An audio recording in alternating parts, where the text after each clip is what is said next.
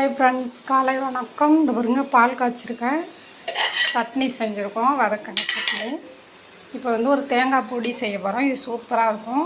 ஒரு தேங்காய் உடச்சி லேசாக வறுத்துக்கணும். இந்த மாதிரி கட் பண்ணி வறுத்துக்கணும். 2 ஸ்பூன் வெறுமிளகாத்தூள், ஒரு பூண்டு, ஒரு 3 பூண்டு இவ்வளோ இந்த அளவுக்கு உரித்து வச்சுக்கணும். உப்பு, இதுதான் இதுக்கு தேவையான அளவு. ஆனால் தேங்காய் மட்டும் லேசாக வறுத்துக்கணும், கட் பண்ணி போட்டு வறுத்துக்கணும். இப்போ எப்படி செய்கிறோன்னு வாங்க பார்க்கலாம்.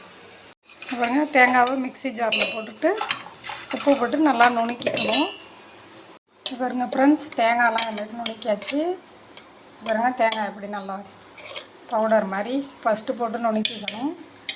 இப்போ இதில் 1 ஸ்பூன் உளுந்து வறுத்துட்டு வச்சுருக்கோம், அது சேர்த்துக்கணும்.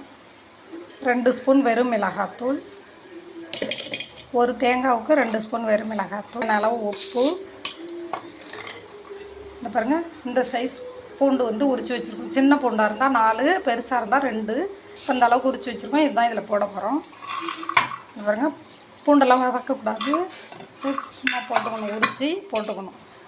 இதை நுணுக்கிட்டு காமிக்கிறோம். இவ்வளோ தான் இதுக்கு தேவையான பொருட்கள். செம்ம டேஸ்ட்டாக இருக்கும் இந்த பொடி. நுணுக்கிட்டு காமிக்கிறோம். பாருங்க ஃப்ரெண்ட்ஸ், தேங்காய் பொடி நுணுக்கியாச்சு. டப்பாவில் மாற்றி வச்சுருக்கேன், இங்கே வச்சுட்டு காமிக்கிறேன். பாருங்க ஃப்ரெண்ட்ஸ், இந்த பொடி தேங்காய் பொடி நல்லெண்ணெய் ஊற்றி சாப்பிடுங்க, செம்ம டேஸ்ட்டாக இருக்கும். இது வதக்கின சட்னி, இட்லி, இதான் எங்கள் வீட்டில் காலை சாப்பாடு. உங்களுக்கு பிடிச்சிருந்தா லைக் பண்ணுங்கள், ஷேர் பண்ணுங்கள், சப்ஸ்கிரைப் பண்ணுங்கள். நன்றி. இந்த பொடி கண்டிப்பாக செஞ்சு நல்லெண்ணெய் ஊற்றி சாப்பிட்டு பாருங்கள், செம்ம டேஸ்ட்டாக இருக்கும்.